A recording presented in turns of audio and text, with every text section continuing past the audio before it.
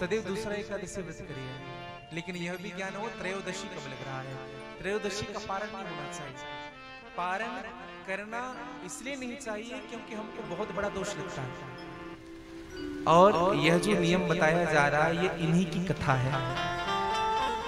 अम्बरीश जी ने एकादशी का व्रत किया। जब द्वादशी लग चुका था तो अम्बरीश जी ने विचार किया मैं पारण करूं, पारण किया जाए। तो विचार क्या हुआ, पारण करूंगा, पहले ब्राह्मणों को भोजन करा लो फिर मैं पारण करूंगा। एक नियम बना लीजिए अपने जीवन में। जिस दिन द्वादशी को आप अन्न खाते हैं, भोजन स्वीकार करते हैं, अगर आप किसी ब्राह्मण को अन्न का दान नहीं कर पा रहे हैं तो आप कुछ पैसे किसी ब्राह्मण के नाम से अलग रख दीजिए, या अगर कोई ब्राह्मण सन्मुख है तो उनको आप दान करके आप स्वीकार करिए। हाँ, और प्रयास यह करना चाहिए कि अगर हमारे आसपास कोई ब्राह्मण परिवार रहता है, हाँ, तो द्वादशी के दिन उनके घर पहले अन्न का दान करें, है ना, अन्न का दान करें। एक व्यक्ति के भोजन की व्यवस्था करें, उनके बाद आप एकादशी का पारण करें। ऐसे तो व्रतों में ये नियम रखना चाहिए। भगवान को हम भोग लगाए, किसी ब्राह्मण जन को भोग लगाए। ब्राह्मण कौन है भैया? ब्राह्मण को भसुर कहा गया है। ब्राह्मणों अस्य मुखमासीद, पुरुष सूक्त का सूत्र है, ब्राह्मणों अस्य मुखमासीद। भगवान कहते ब्राह्मण मेरे मुख हैं। ब्राह्मण के मुख में जो भी जाता है वो मैं स्वयं ग्रहण करता हूं। इसलिए सदैव जीवन में हम जब भी एकादशी का व्रत करें, किसी ब्राह्मण को पहले दान करें, उनके बाद हम पारण करें। एकादशी का व्रत किया अम्बरीश ने, द्वादशी तिथि बीतने वाली है, उसी समय दुर्वासा ऋषि आए। दुर्वासा ऋषि ने कहा कि हम भी पारण करेंगे। अम्बरीश बड़े खुश हुए। संत आए हैं, आइए बैठिए महाराज। दुर्वासा जी ने कहा हम त्रिकाल संध्या करते हैं, हमारी एक संध्या बची हुई है, हम आर्य स्नान करके नदी से।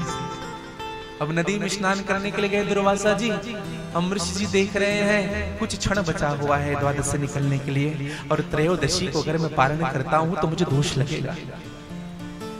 अम्बरीश जी ने ब्राह्मणों से पूछा, कहा कि महाराज मैं करूं क्या, बहुत बड़ा धर्म संकट है। मैंने उनको बोल दिया है भोजन के लिए, अभी संत भगवान नहीं आए हैं, उनको बिना दिए स्वीकार करता हूं तो मुझे दोष लगेगा, मैं करूं क्या। तो ब्राह्मणों ने एक रास्ता बताया, और ये सूत्र है भैया।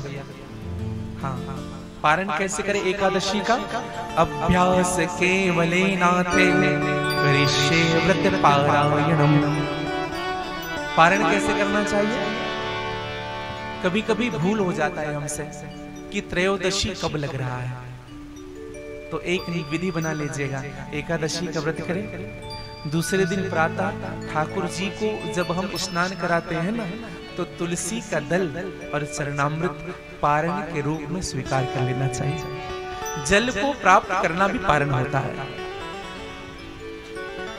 फिर आपको दोष नहीं लगेगा, फिर आप अन्न लीजिए। ऐसे तो अन्य समय में लेना चाहिए द्वादशी में, लेकिन आप अगर तुलसी का दल अगर चरणामृत ले रहे हैं तो आप पारण भी कर ले। हाँ, इनको पारण करना भी कहते हैं। ऐसे तो प्रतिदिन हमको तुलसी का दल और चरणामृत लेना चाहिए, लेकिन एकादशी के दिन विशेष रूप से पारण के भाव से आप उनको लीजिए। और अम्बरीश ने यही किया, तुलसी का दल चरणामृत के साथ स्वीकार किया है। दुर्वासा ऋषि आए, दुर्वासा ऋषि बिगड़ गए, कहा कि अम्बरीश तुम हमारे बिना ही ले लिए, पारण कर लिए।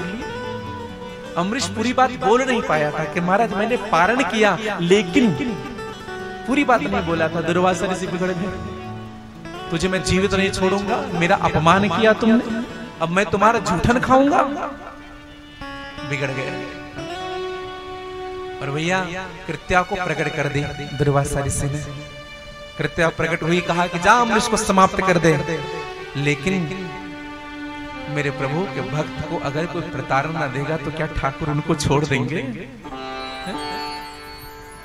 भगवान प्रकट हो गए, भगवान विष्णु प्रकट हुए हैं, और भगवान विष्णु ने चक्र सुदर्शन कृत्या की ओर छोड़ा है। कृत्या के मस्तक को काट दिया चक्र सुदर्शन ने, और यही चक्र सुदर्शन दुर्वासा की ओर दौड़ने लगा।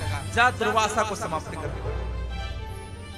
दुर्वासा कांप गया, प्रभु क्षमा करना, मुझसे अपराध हुआ, मुझे क्षमा करना। भगवान ने कहा मुझसे मत मांग, अमृत से क्षमा मांग, क्योंकि तुमने भक्त के प्रति अपराध किया है। एक बात जरूर समझिएगा भैया, हमसे अपराध भगवान के प्रति होता है तो कहीं ना कहीं दीनानाथ हमको क्षमा कर देंगे, लेकिन अगर हमसे अपराध भक्त के प्रति हो रहा है तो फिर भगवान हमें कभी क्षमा नहीं कर सकते। अगर हमने संत का निरादर किया, हमने किसी ब्राह्मण, श्रेष्ठ ब्राह्मण का निरादर किया है, तो भगवान के पास क्षमा करने वाली कोई गतिविधि नहीं है।